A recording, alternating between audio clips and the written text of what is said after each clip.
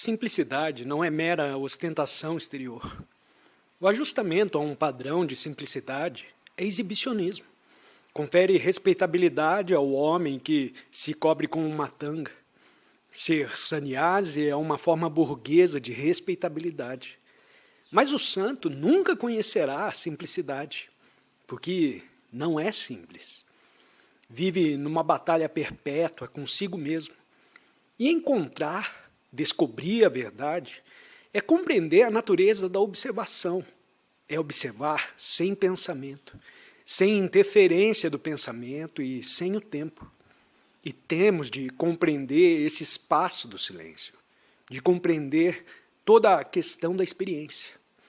Todos desejamos experiências. Quanto mais experiências, melhor, porque estamos fartos da experiência diária da vida. Com ela já nos acostumamos e por isso dizemos, queremos mais experiência. Ir à lua, viver no fundo do mar, mais e mais experiência. Mas na mente que busca experiência, ou está saturada de experiência, não existe espaço e, portanto, não há silêncio. Por experiência entendemos a resposta ou reação a um desafio. Vejo o poente, isso é uma experiência. Estou passeando pela estrada e piso numa imundície, isso é uma experiência.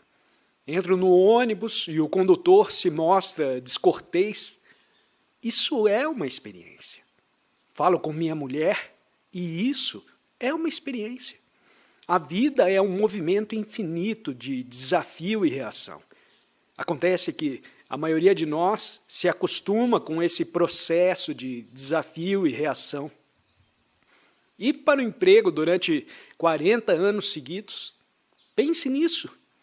Se encher de tédio em cada dia da vida, ou do alvoroço porque está passando à frente do seu colega, ganhando um pouco mais do que ele e pode beber um pouco mais do que ele, ou possuir um carro melhor, ou uma casa melhor. Tudo isso faz parte da experiência da vida. E quando, afinal, vocês, seu cérebro, seu coração, sua mente, se vê inteiramente consumido pela rotina, deseja então um pouco mais. Busca a Deus, ou o que quer que seja essa coisa que chama a Deus. Você quer, pois, mais e mais e sempre mais. Esse mais pode se obter por meio de drogas, que te põe num estado de extraordinária sensibilidade. Nesse estado, tem uma experiência inédita, conforme o seu temperamento, suas idiosincrasias e o seu condicionamento. Se é sacerdote, pode ter uma estupenda experiência. E essa breve experiência poderá alterar todo o curso de sua vida. Contudo, continuará a viver em busca de experiência. É o que está fazendo a maioria de nós. Quando deliberadamente você se senta para meditar, é isso o que quer. E a mente, que está a lutar em busca de mais experiência, mais excitações, mais sensações, essa mente não está em silêncio. Portanto, só tem experiência dentro do estreito âmbito de seu condicionamento e de seu conhecimento. É necessário, pois, compreender integralmente o processo da experiência. Só então a mente não mais buscará experiências.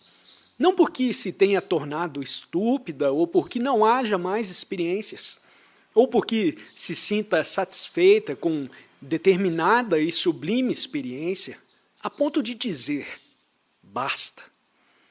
A busca de experiência é uma outra forma de avidez. E a sabedoria não se alcança mediante experiência. Só há sabedoria quando há a reação emanada do silêncio. Como dissemos para a maioria de nós, só existe espaço por causa do objeto, do ego, do eu, do observador, do experimentador. Mas esse experimentador, essa mente limitada, por mais experiências que tenha, por mais capaz que seja de controlar o pensamento, por mais que pratique a meditação, continuará sempre limitado. A mente, e por mente entendo não só o cérebro, mas também a totalidade do organismo, nosso ser total, só tem espaço quando deixa de existir a coisa chamada objeto. A este não podemos pôr fim por meio de nenhum artifício. Ele só termina quando o observamos infinitamente. Cada um de seus movimentos, cada pensamento, cada sentimento. Quando observamos simplesmente sem o interpretar. Dessa observação vem o percebimento sem escolha, mas não gradualmente. Ele ocorre naturalmente. O rio que corre por baixo da ponte, atravessando a cidade suja, está sempre a se purificar, a fluir infinitamente. Ele não segue gradualmente o seu curso. É um movimento. Desse percebimento sem escolha vem a atenção. E não é atenção a alguma coisa, porém uma atenção pura e simples. Um estado de total atenção, sem desejo de experiência. Nessa atenção não há desejo de mudança. E quando há essa atenção total, se vê que já não há objeto. Portanto, existe espaço e, em virtude desse espaço, silêncio completo. Silêncio não só do pensamento, mas também do cérebro. Não vou me estender a esse respeito, pois não há mais tempo para fazê-lo. O cérebro, isto é, os nervos, as células, tudo está em silêncio, porém extraordinariamente vigilante e atento. E por causa desse silêncio, há espaços. E porque há espaço, há amor. Isso não se consegue pela prática, pelo dizer, tentarei primeiro perceber e depois perceber sem escolha, depois estar atento e depois estar em silêncio. Como é vulgar a nossa mente. Queremos como que um plano traçado em papel para só termos de segui-lo. Mas, desse modo, nada se consegue. Ou se vê a coisa em sua inteireza, a beleza toda do ocaso, da árvore, a beleza da meditação, ou se vê tudo isso de maneira global e imediata, ou nada se vê absolutamente. Verá então que o amor altera imediatamente todas as ações da sua vida. É ele o único catalisador. Só ele e nada mais proverá a mutação total da mente. Nós necessitamos dessa mutação porque o homem já vive há tanto tempo com sua aflição, a diária tortura da existência, a incerteza, a confusão, o conflito e a suposta insignificância da vida. Mas o viver tem extraordinária significação. É o viver altamente significativo quando sabemos observá-lo, quando com ele sabemos nos relacionar, pôr-nos em contato com o viver, conhecê-lo e ver toda a sua beleza. Isso só é possível quando há silêncio, quando há espaço e amor. E isso é a verdade, a única coisa que importa na vida. Nos revelam, então, todos os céus e todos os infernos, e não é mais necessário procurar Deus, nem tampouco ir a nenhum templo ou igreja.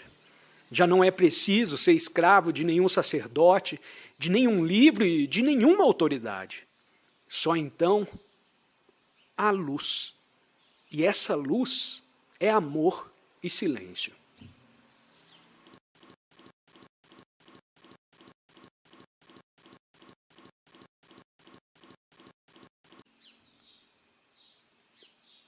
Sendo esta a última palestra desse ano, pelo menos, desejo falar sobre a natureza da mente religiosa. Pretendo entrar nessa questão um tanto profundamente e investigar junto com vocês essa busca em que se vê empenhado o homem, no desejo de encontrar alguma coisa além de seus estreitos limites, fora de suas próprias dimensões. E para podermos participar nesse exame e investigarmos juntos, é necessária uma compreensão muito clara da palavra religião, tanto por parte do orador como por parte dos ouvintes.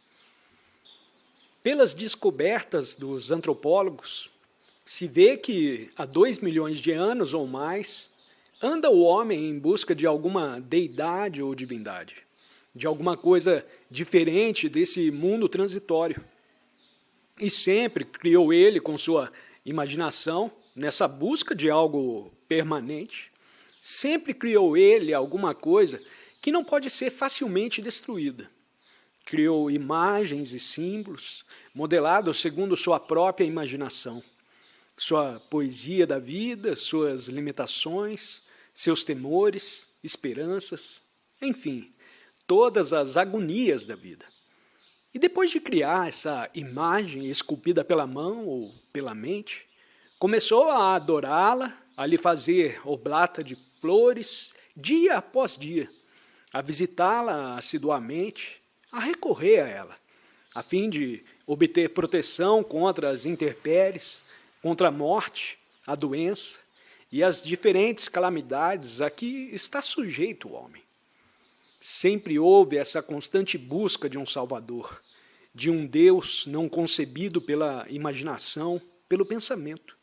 Sempre andou o homem a buscá-lo por meio de rituais, de diárias visitas ao templo, por meio de certos métodos, padrões, fórmulas, e a embeber-se numa certa forma de misticismo que lhe proporciona visões, um grau exaltado de percebimento. É realmente necessário nos empenharmos numa profunda investigação em vez de cuidarmos meramente de reestruturar o passado morto de uma civilização. Porque então o que se restaura são coisas idas, mortas, enterradas, coisas murchas. O venerar tais coisas e tentar restaurá-las no mundo moderno tem muito pouca significação ou talvez nenhuma. Entretanto, é isso que fazemos. Quando não encontramos solução para as agonias da vida, queremos retroceder a algo já muito longínquo, tentando restaurá-lo, nos apoderarmos dele por meio da memória, de lembranças profundamente sepultadas, de ilusões de todo gênero, do hábito.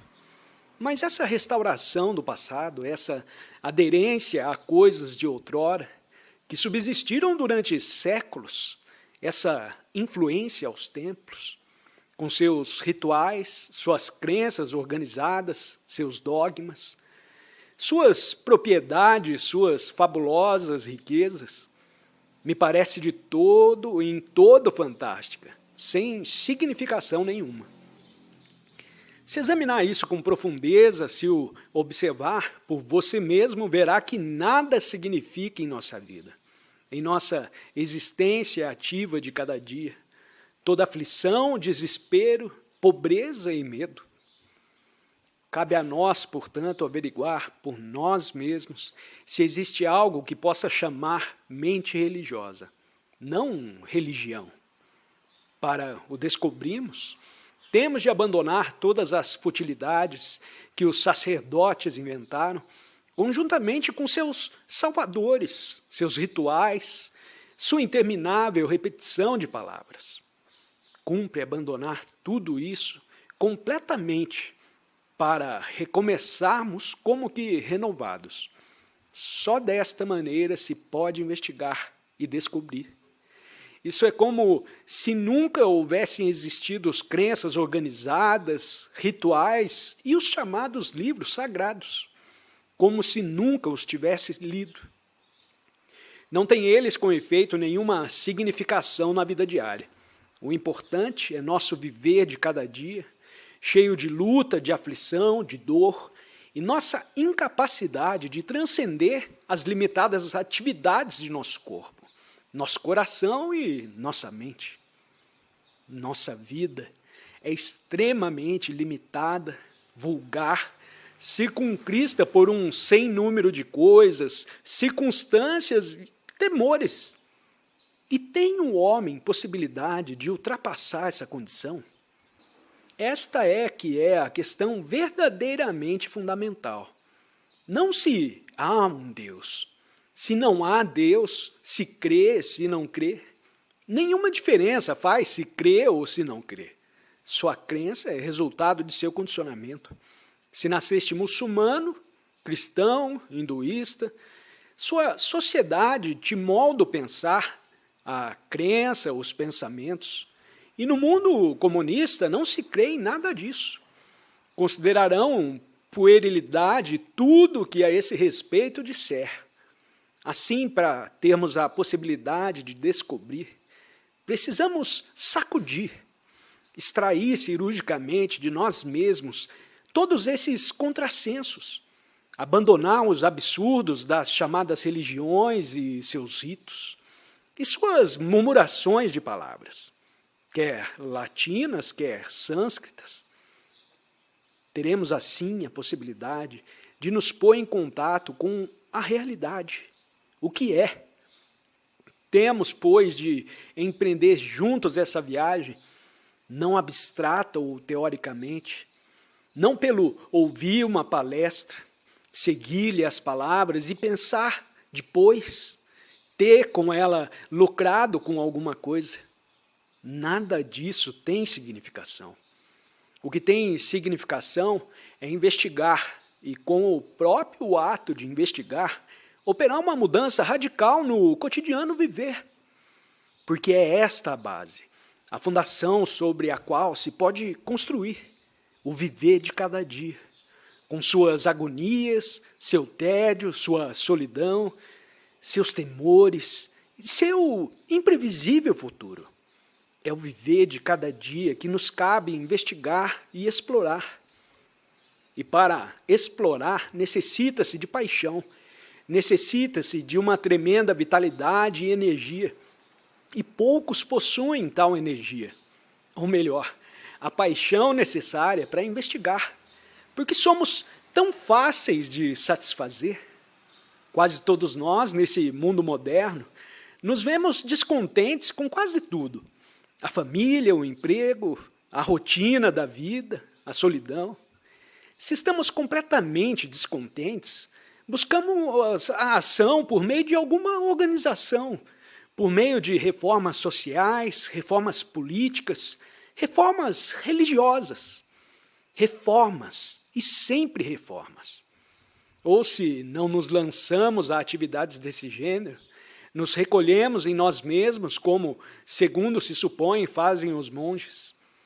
Mas os monges não entram em si mesmos, de modo nenhum. Só ostentam a aparência de uma vida simples. A vida simples só tem início quando repudiamos o dogma, a crença, a autoridade. Podemos, então, entrar em nós mesmos, mas esse entrar em si mesmo é dificílimo, pois requer energia. E como dissemos, são pouquíssimos os dotados dessa qualidade de energia. Há a energia que se cria pelo atrito, pela resistência, pela batalha interior que o indivíduo traga consigo mesmo. E isso gera uma certa forma de energia. É fácil de ver. Deseja alguma coisa e sai no seu encalço. Se sente destitoso e infeliz porque não pode viver bem com a sua esposa ou marido. Luta, e dessa resistência, dessa batalha, nasce uma forma de energia que é, com efeito, ódio, inveja e avidez. Mas é muito fácil satisfazer o descontentamento. Se encontra algum meio de se preencher suas esperanças, subtrai-te o medo. Logo te satisfaz.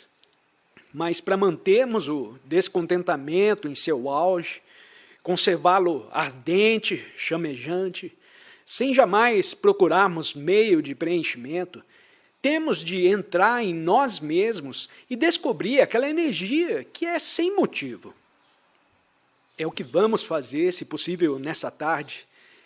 Vamos descobrir por nós mesmos se há uma paixão, uma energia, uma maneira de viver muito simples, sem batalha, sem conflito, sem se visar um fim. Para tanto temos de entrar em nós mesmos. Mas não podemos entrar em nós mesmos, a não ser pela atividade exterior, e daí passando para o interior. Antes de compreender o mundo, a sociedade, antes de compreender sua relação como ente humano com esse mundo, com essa sociedade, antes de compreender sua ocupação, sua mulher, seus filhos, suas palavras, seus gestos exteriormente, não pode passar ao interior. E isso é dificílimo. Nada na vida é fácil, nada. Mas, em geral, queremos soluções rápidas, uma maneira rápida de nos livrarmos de todo esse trabalho, para galgarmos uma nova etapa, alcançarmos um extraordinário estado místico, de todo em todo ilusório. Temos, portanto, de começar por descobrir o significado e o valor de nossas atividades externas, porque são elas a única pedra de toque que possuímos. Aí, ninguém pode enganar a si próprio. Se odeia, se sente tédio, se está enganando a outros ou a você mesmo, se sente medo, se é feliz, se está semeando no mundo os produtos de suas atividades egocêntricas e não tem aquela pedra de toque trazida do exterior, como pode entrar em você mesmo e revelar aquela entidade sumamente complexa e todos os seus embustes, motivos e ânsias?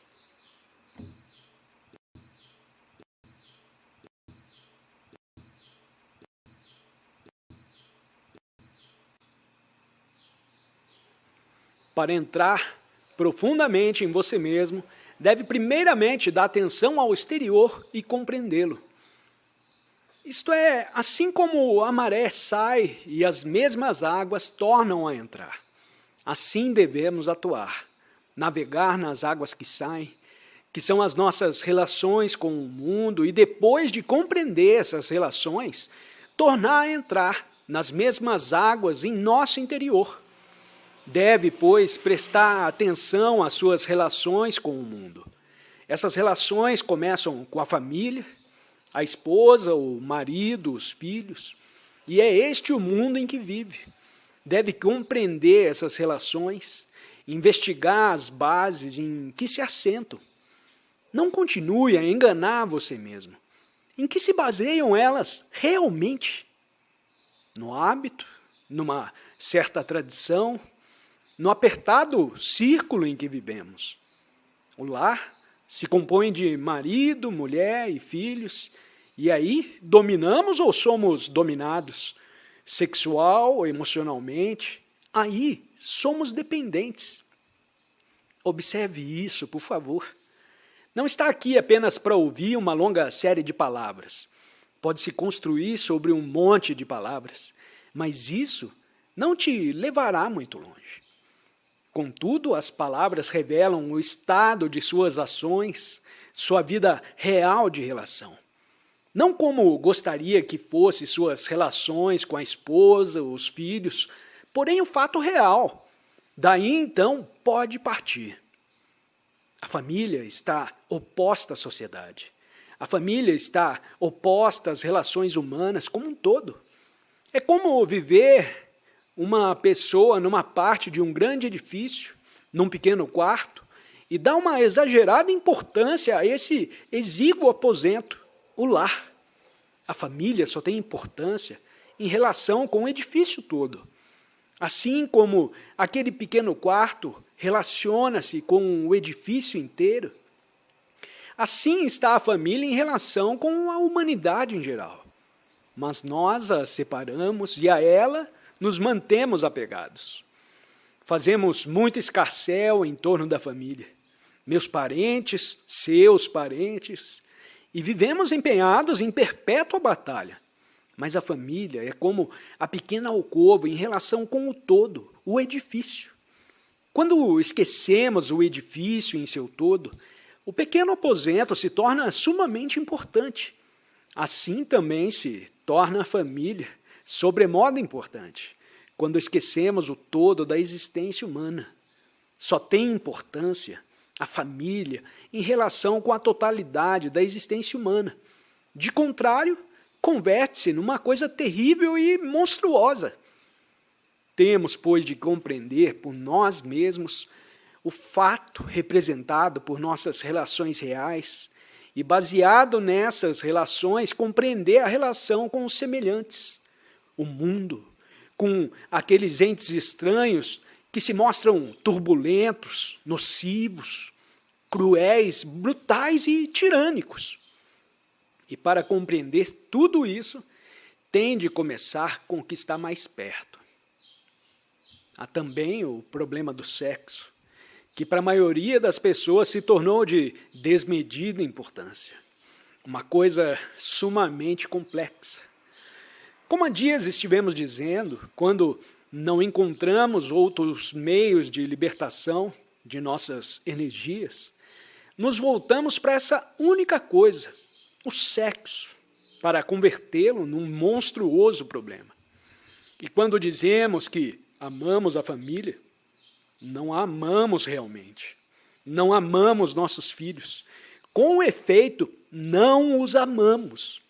Quando diz que ama os seus filhos, está dizendo realmente que eles se tornaram um hábito.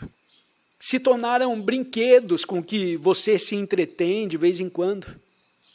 Mas se amasse seus filhos, teria então zelo para com eles. Você sabe o que é ter zelo?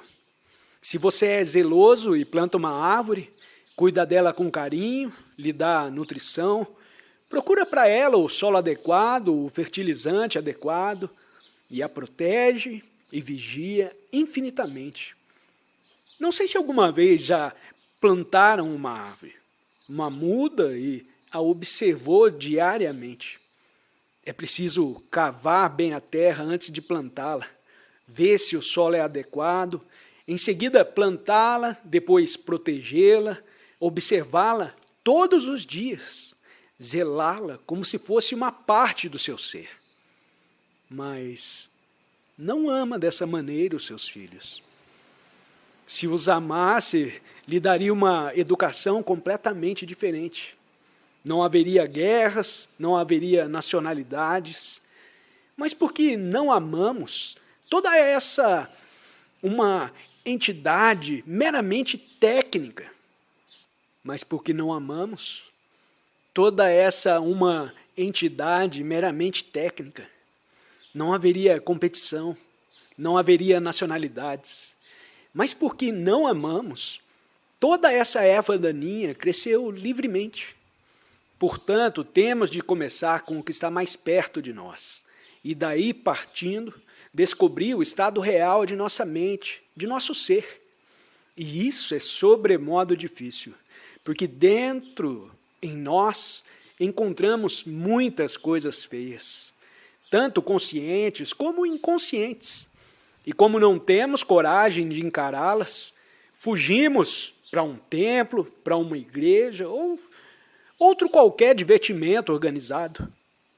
Pois o templo ou a igreja são também divertimentos organizados. Encarar uma coisa realmente exige energia.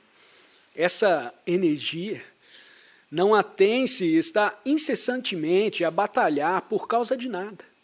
É isso que está fazendo a maioria de nós. Portanto, para que se possa gerar aquela paixão, aquela energia de que tanto necessitamos para penetrar qualquer coisa profundamente e infinitamente, cada dia e cada minuto, há certas coisas muito óbvias que têm de ser feitas.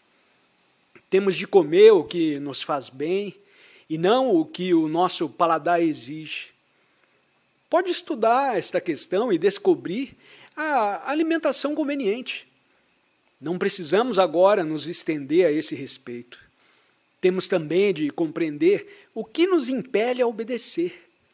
Em geral, obedecemos muito facilmente. O homem que obedece, fácil ou dificilmente, está em busca de poder. Acompanhe-me. Por que devemos obedecer a quem quer que seja?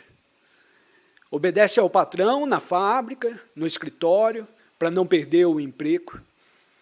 Se você mostra um pouco mais inteligente do que o chefe, esse poderá te despedir.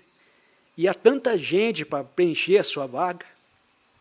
Assim se formou esse medo e por causa dele obedece.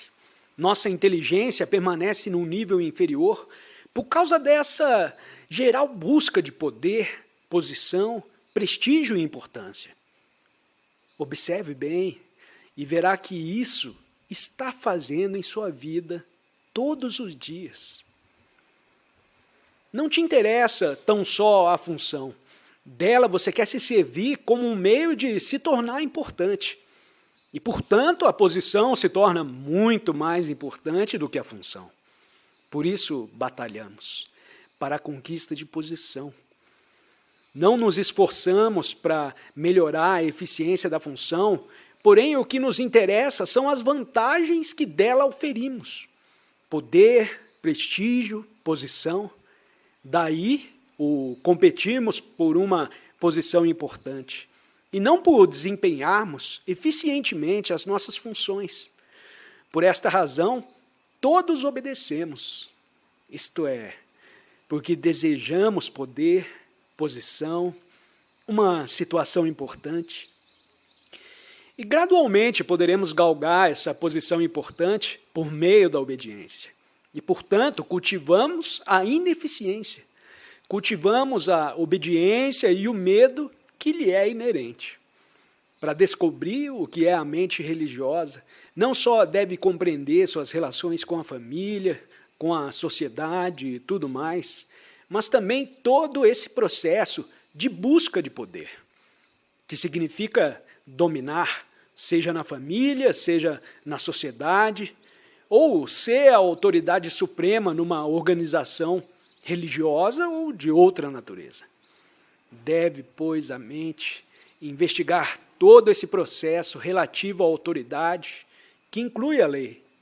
É preciso obedecer à lei, manter-se do lado esquerdo da estrada, comprar um selo postal, mas qualquer outra forma de autoridade, autoridade psicológica, deve ser inteiramente compreendida, para que a mente jamais busque por qualquer autoridade.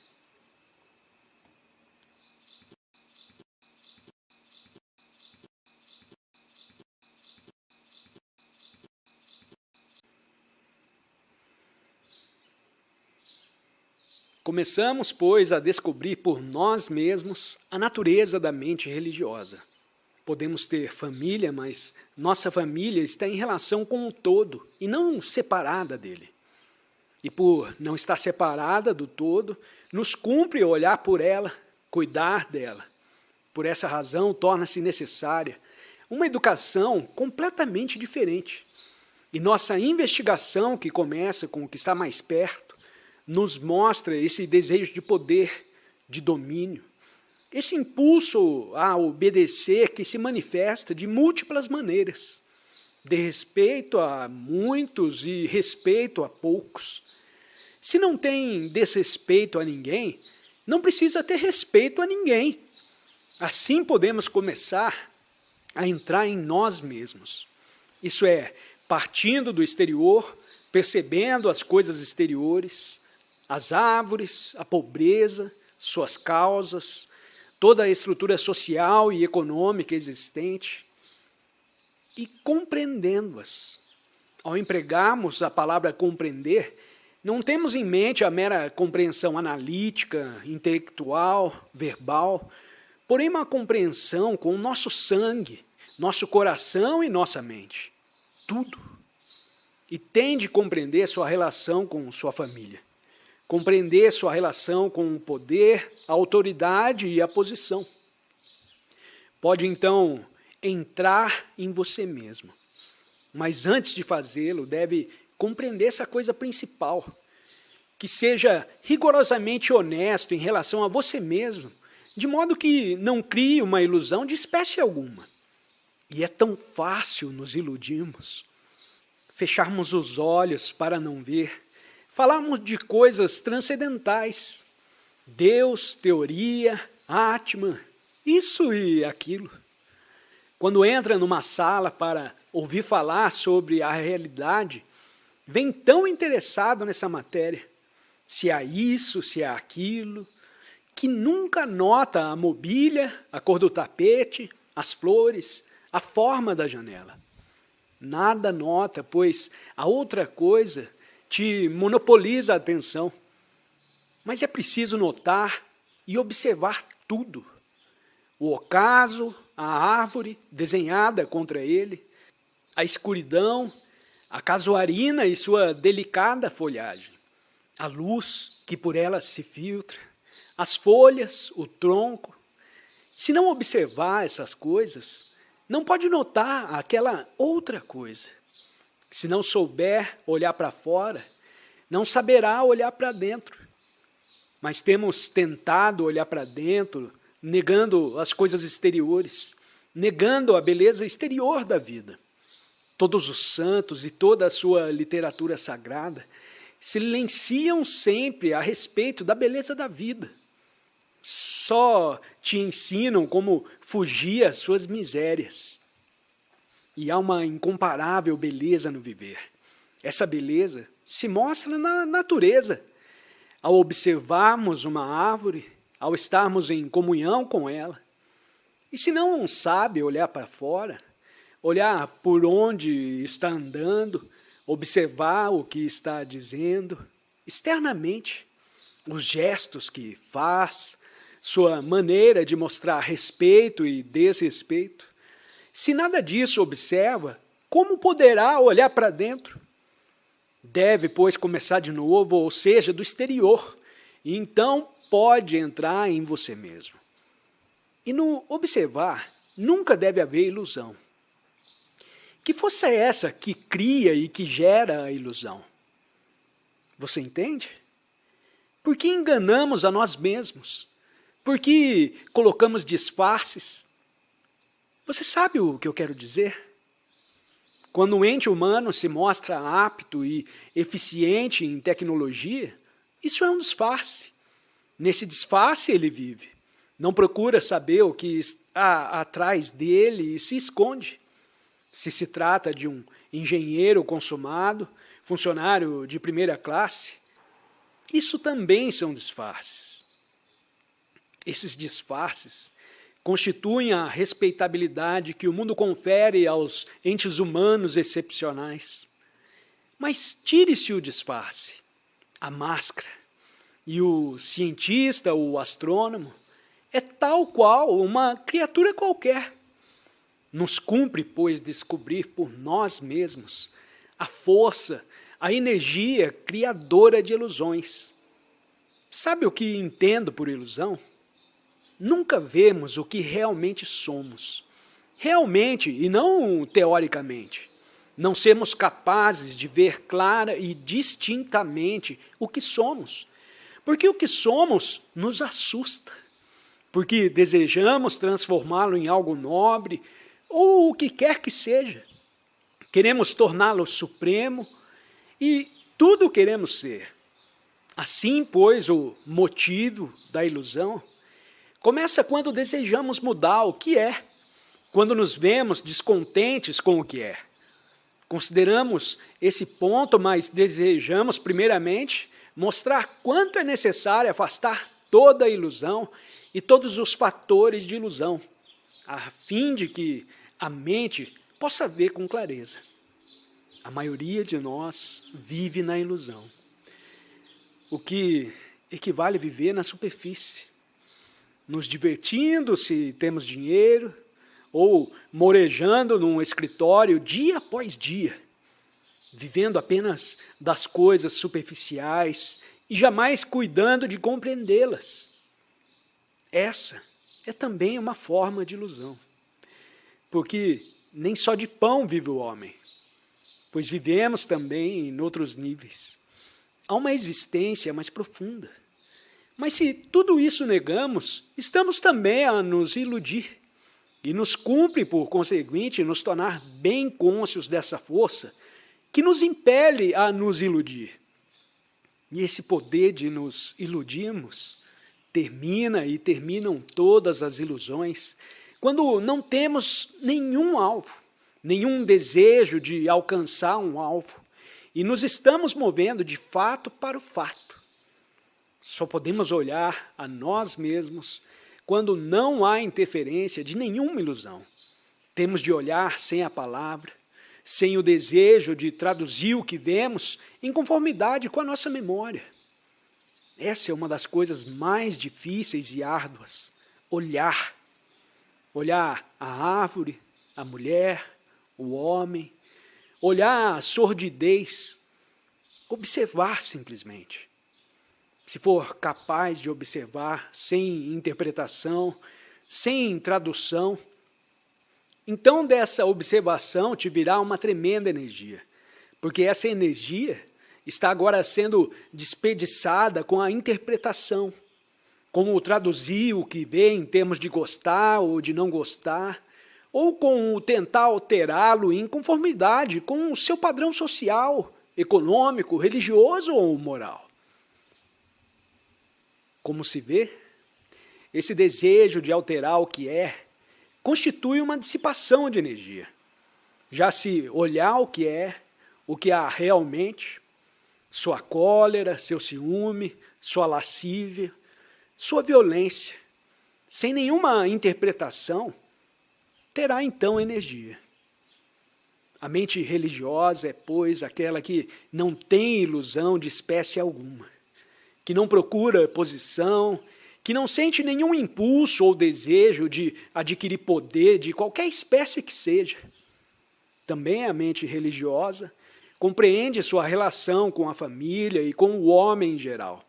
A mente é então capaz de profunda penetração. Dispomos unicamente do instrumento intelectual. É pelo menos o que se costuma dizer. Mas há também um instrumento da observação. Observar cada movimento do pensamento, cada movimento do sentimento e, dessa maneira, descobrir os temores ocultos, os desejos secretos que nunca foram olhados, nunca foram explorados. O explorar, como dissemos, requer uma extraordinária energia. E essa energia se liberta quando se move juntamente com o que vai descobrindo, quando não está traduzindo o que vê por meio do passado. Não te admira a extraordinária energia de que dão mostra os cientistas? Se já entrou num laboratório de pesquisas de primeira ordem, deve ter visto o cientista em plena atividade, transbordante de energia, porque está lidando com coisas exteriores e não há resistência psicológica. Está a se mover de fato para fato. Não se entretém com teorias, hipóteses, especulações. Não é um teórico, é um técnico puro, clarividente que tudo observa com seu microscópio. No laboratório, pois, revela uma extraordinária energia. Entretanto, fora do laboratório, é um homem como os outros, ansioso a lutar por posição, a competir, nacionalista, escravo de crenças religiosas ou de uma crença por ele próprio inventada. Nisso se desperdiça energia. Também para olhar, deve a mente estar em absoluto silêncio. Quando o cientista está a observar com o microscópio, ou a fazer o que quer que seja, acha-se num estado de silêncio e não num estado de conhecimento. O que vê traduz em conhecimento, portanto, a ação.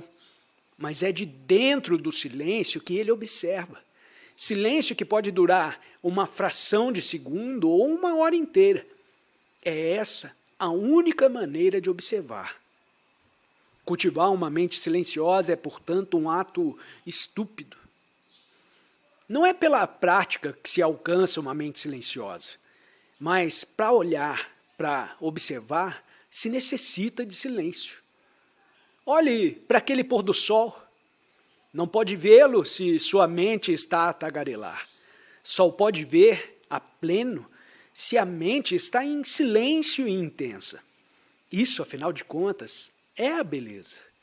Isso é, o percebimento da beleza ou da não beleza, só é possível quando há paixão, quando observa o poente com toda a intensidade, e não pode estar intenso se não está em silêncio. A mente se torna sobremodo silenciosa quando observamos alguma coisa. Não há então necessidade de disciplina para se pôr em silêncio, pois nesse caso o que se tem é uma mente morta. Mas a mente que está a observar de dentro do silêncio cria sua própria disciplina. Não necessita de disciplina porque está observando. Essa observação emanada do silêncio é paixão, energia. Pode então observar os seus temores. A maioria das pessoas tem medo. Medo da morte, medo desta vida vazia e inútil. Porém é necessário encarar esse medo e observá-lo sem se fazer nenhum movimento.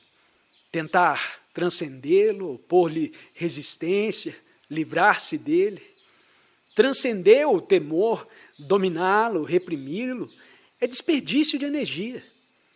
Mas se observa claramente o movimento do medo, então essa observação de dentro do silêncio dá energia e deixa de existir o problema do medo. Vem então à baila a questão do tempo com tudo o que ele implica, sobre o que já tivemos ocasião de falar.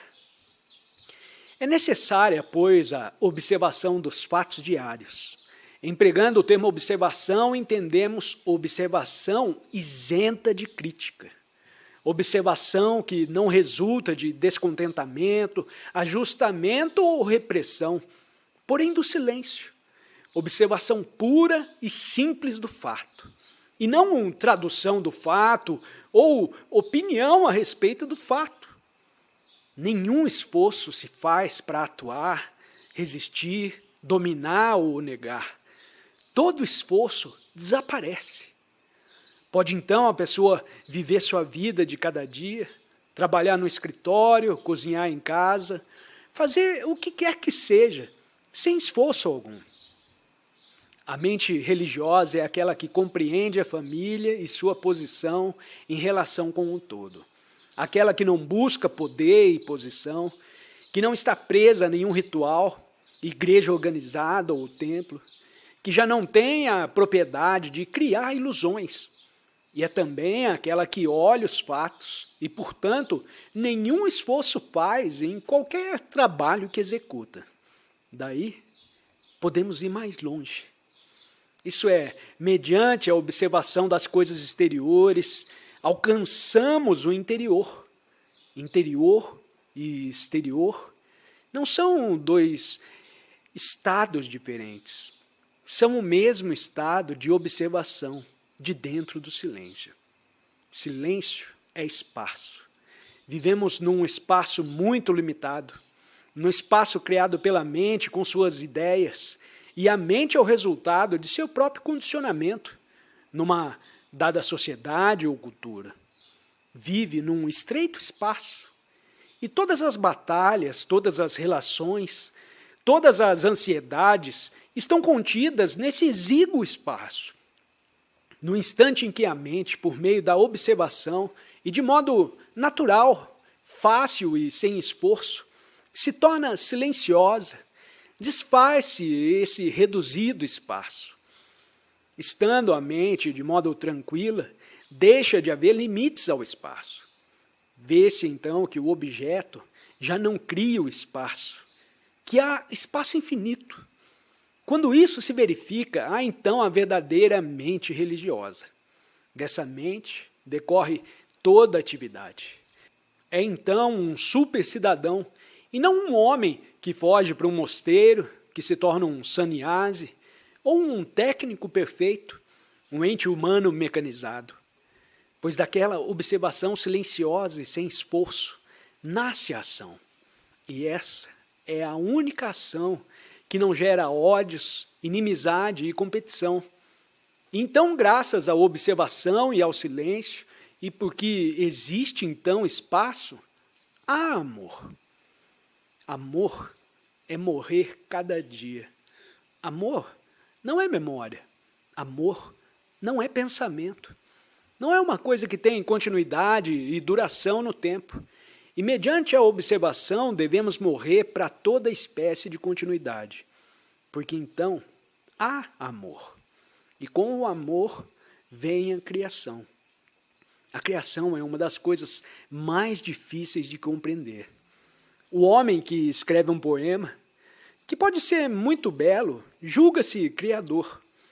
O homem e a mulher que geram filhos pensam também ser criadores. Mas criação é muito mais do que isso.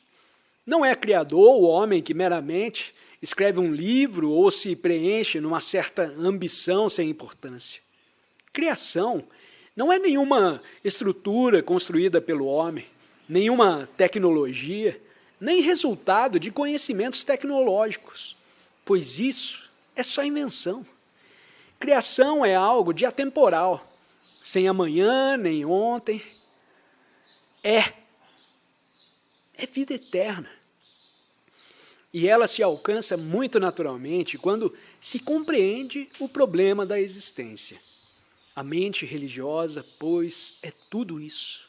E também conhece melhor, vive num estado de criação, de momento em momento, e é uma mente sempre ativa, graças àquele extraordinário estado de vazio.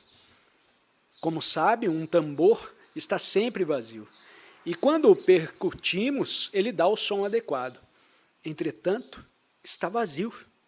Nossa mente nunca está vazia, porém sempre repleta. Nossa ação, portanto, emana sempre daquele terrível barulho gerado pelo pensamento, a memória e o desespero, e, portanto, ela é sempre contraditória e conducente a uma enorme aflição. Mas a mente de todo vazia porque se acha num estado de observação, de silêncio, portanto, de amor e compreensão da morte. A mente totalmente vazia é criadora. A mente criadora está sempre vazia. E desse vazio provém a sua ação, as palavras que pronuncia. Portanto, essa mente é sempre verdadeira. E, portanto, jamais criará ilusões dentro de si mesma. Só essa mente religiosa pode resolver os problemas e aflições desse mundo.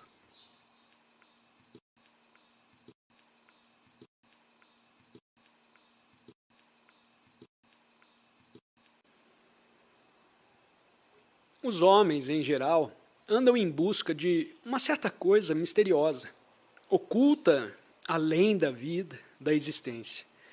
Mas para mim encontram-se grandiosos mistérios, uma extraordinária beleza nos caminhos da vida, na maneira como vivemos a nossa vida. Para a maioria de nós, viver a existência diária, o escritório e sua insípida rotina, e as insignificantes disputas de cada dia, e as ambições e as infindas tribulações da vida, é uma degradação, uma coisa fastidiosa e exaustiva. Sendo assim, tentamos, em vão, segundo me parece, ultrapassar a própria natureza de nossa existência, para encontrarmos algo que nos proporcione uma perfeita satisfação e conforto. E dessa maneira, nunca aprendemos a viver.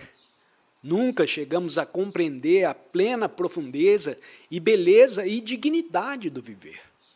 Nessas palestras, pretende o orador não só investigar, se possível, verbal, racional, sãmente, mas também penetrar, através das palavras, em algo existente além da palavra, para descobrir o pleno significado do viver.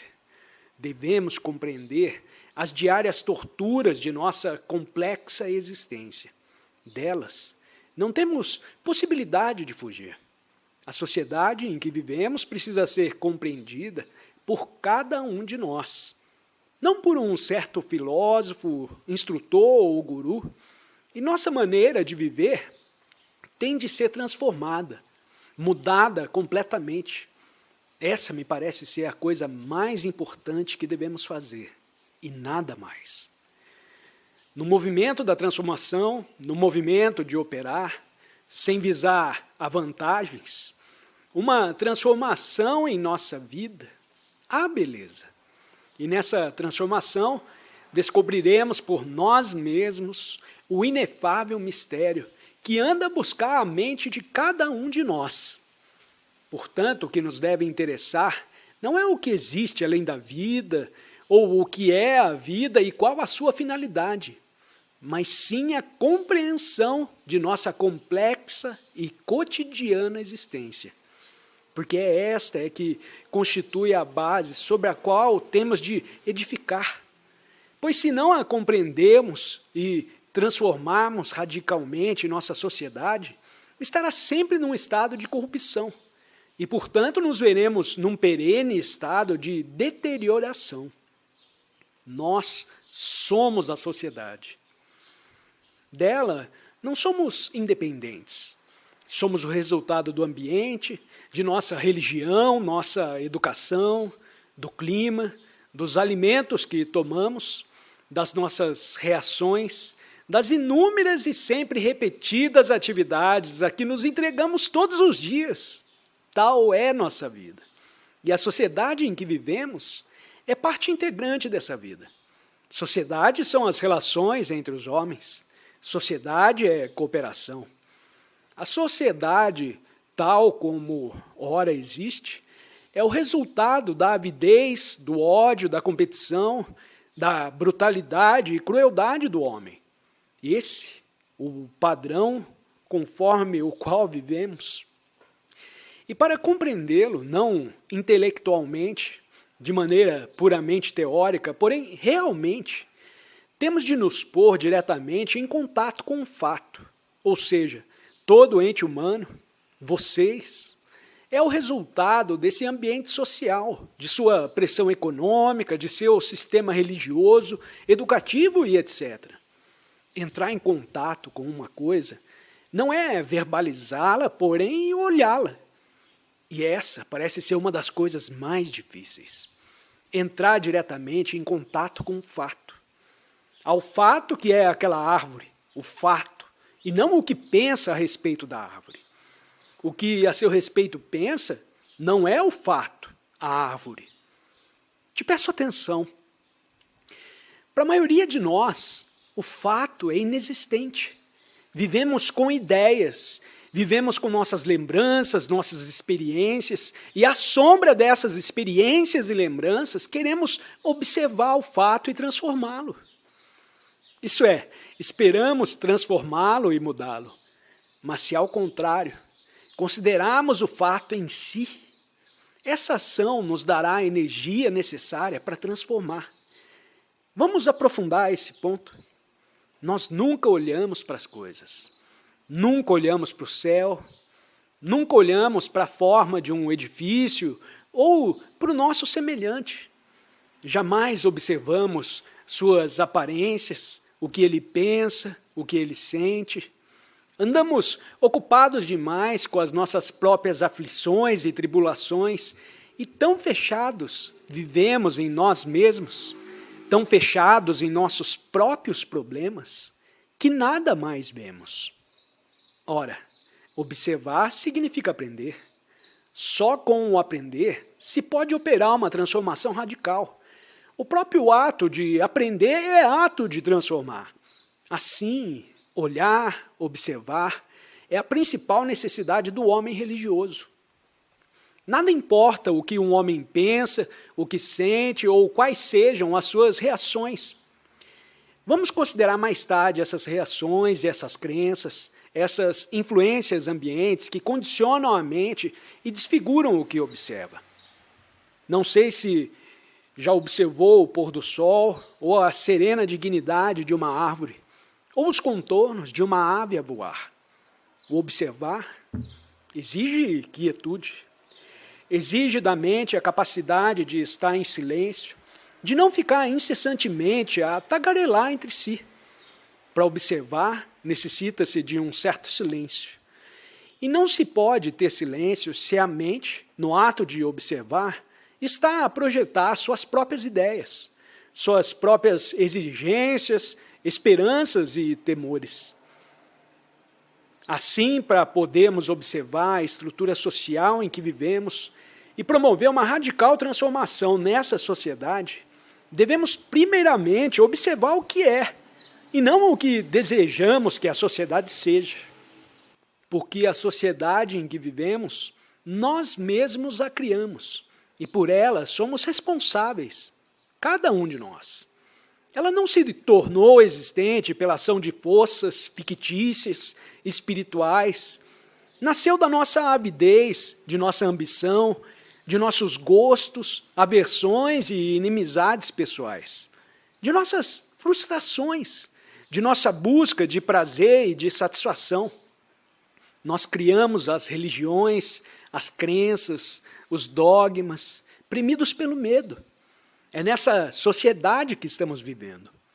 E o indivíduo ou foge dessa sociedade de que ele faz parte, porque é incapaz de compreendê-la ou de transformá-la, ou se deixa absorver de tal maneira em suas próprias tribulações que perde todo o interesse nessa exigência fundamental da mente humana, de que ela, a sociedade, se transforme.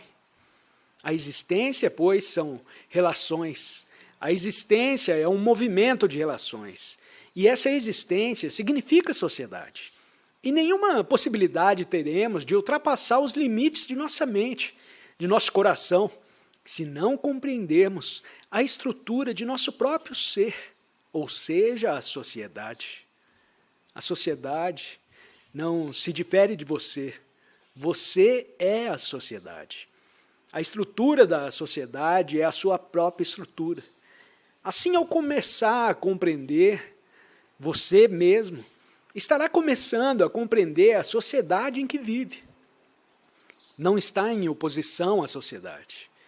De Sartre, ao homem religioso, interessa o descobrimento de um novo caminho da vida, uma nova maneira de viver neste mundo, a fim de promover uma transformação na sociedade em que vive, porque pela transformação de si próprio, transformará a sociedade. E a compreensão disso é muito importante.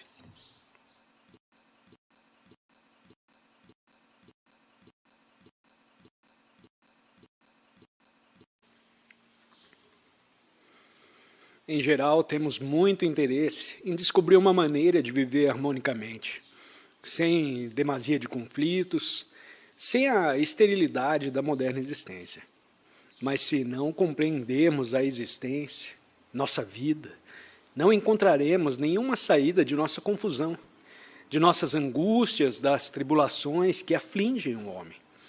É esta a primeira coisa que temos de considerar, esse fato. Temos de encarar o fato objetivamente. Assim como olhamos o fato que é aquela palmeira, temos de olhá-lo. Olhar uma árvore é fácil, porque a árvore nenhuma interferência tem em nossa vida.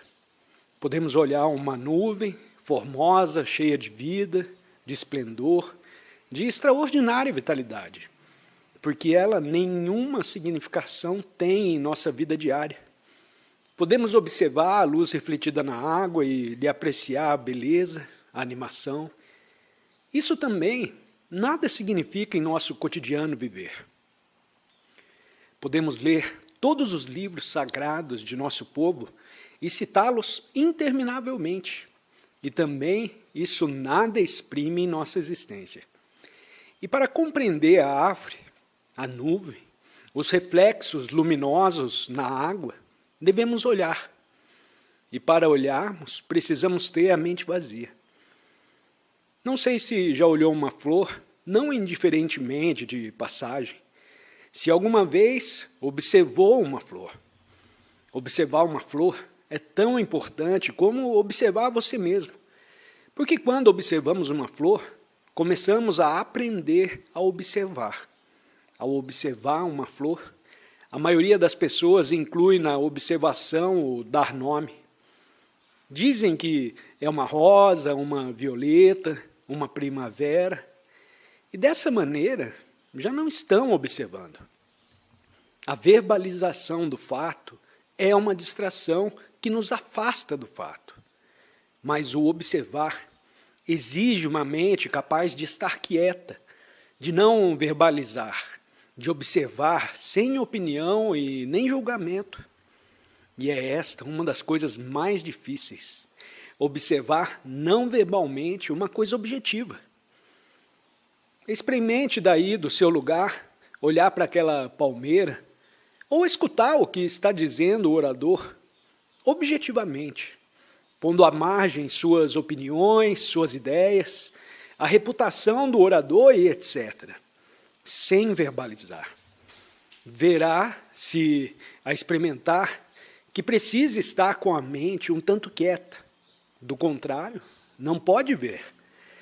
Se olho para aquela palmeira pensando em outras coisas, não posso apreciar a beleza, a serenidade, as características, a totalidade da árvore. E para a observação total de qualquer coisa, a mente deve estar de todo vazia.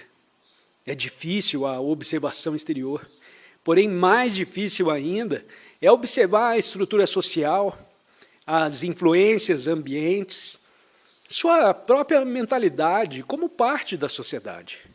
Observar requer uma enorme atenção. É o que vamos aprender durante essas palestras. Aprender e não adquirir conhecimentos. Há uma enorme diferença entre aprender e adquirir conhecimento. A aquisição de conhecimento é um ato mecânico. Os computadores, os cérebros eletrônicos, estão cheios de ciência. Essas máquinas são alimentadas de ciência e, como nós, desde a infância, fomos alimentados de conhecimentos. Conhecimento é não só o que se aprende dos livros, mas é também experiência e memória. Uma coisa é adquirir conhecimento. Em certas circunstâncias é ele necessário. Coisa, porém, bem diversa é o aprender. Porque no momento em que a pessoa diz que aprendeu algo, isso já se tornou conhecimento. Mas a mente que está a aprender infinitamente, só essa tem a possibilidade de efetuar a necessária transformação de si própria. Vamos, pois, aprender, o orador e vocês, aprender a respeito de nós mesmos. Não viemos munidos de conhecimento para adquirir mais conhecimento sobre nós. Isso é relativamente fácil. Mas aprender acerca de si próprio é uma coisa muito diferente. Porque conhecimento é uma coisa que se adquire, se acrescenta por meio da experiência, das reações, de influências, dores e sofrimentos de toda a ordem. Quando observa você mesmo ou a sociedade, com esse conhecimento adquirido, há desfiguração. Não há liberdade para observar e, portanto, aprender. Acho que, mais do que tudo, importa compreender, nessa primeira palestra, o que significa olhar aprendendo. Olhar não significa apenas fazer uso dos olhos, mas também dos ouvidos. Quer dizer, escutar com os ouvidos. Provavelmente, a maioria das pessoas nunca escuta. Também o escutar exige atenção, e não concentração. Simples atenção para escutar o crocitar dos corvos, o cício da aragem, os rumores da grande cidade, o distante bramir do mar e escutar o que o orador está dizendo. Escutá-lo sem interpretar, sem traduzir, sem dizer, já ouvi ele dizer isso o ano passado, quando eu estive aqui. Porque quando se está aprendendo no escutar, podem-se receber todas as mensagens provenientes de nossa própria mente, todas as sugestões relativas à nossa própria existência. Sem escutar, não há aprender. Temos de aprender acerca de nós mesmos e aprender de maneira nova a respeito da sociedade. Como indivíduo, você tem o dever de promover uma enorme transformação no mundo. Dever porque você é parte integrante dessa sociedade, porque participa no imenso sofrer do homem, seus esforços, lutas, dores e ansiedades. Tem essa obrigação. E se não a compreender, se com ela não entrar diretamente em contato, auscultar sua estrutura e mecanismo, tudo o que fizer, pode percorrer todos os templos, recorrer a todos os gurus, todos os mestres e todos os livros sagrados do mundo. Será sem significação, porque tudo isso são meras fugas à realidade. Temos, pois, de compreender esta existência, essa vida, as nossas relações com a sociedade. Não só temos de compreender nossas mútuas relações, nossas relações sociais, mas ainda de transformá-las radicalmente. É nossa obrigação. Mas não parecemos perceber o quanto isso é urgente. Ficamos esperando que os políticos ou alguma filosofia ou algo de misterioso venha operar uma transformação em nós mesmos. Não há outra solução senão essa, de que vocês se tornem conscientes dessa imensa responsabilidade que te cabe como ente humano, de modo que possa aprender tudo que a ela se refere, sem recorrer a prévios conhecimentos. E o aprender requer liberdade, pois do contrário ficaremos repetindo a mesma coisa indefinitivamente. Não se pode aprender a rinça. Deve saber que há enorme confusão, aflição e sofrimento no mundo e que o homem de nossos dias, não soube dar a isso a devida solução. Assim sendo, apela-se para o passado.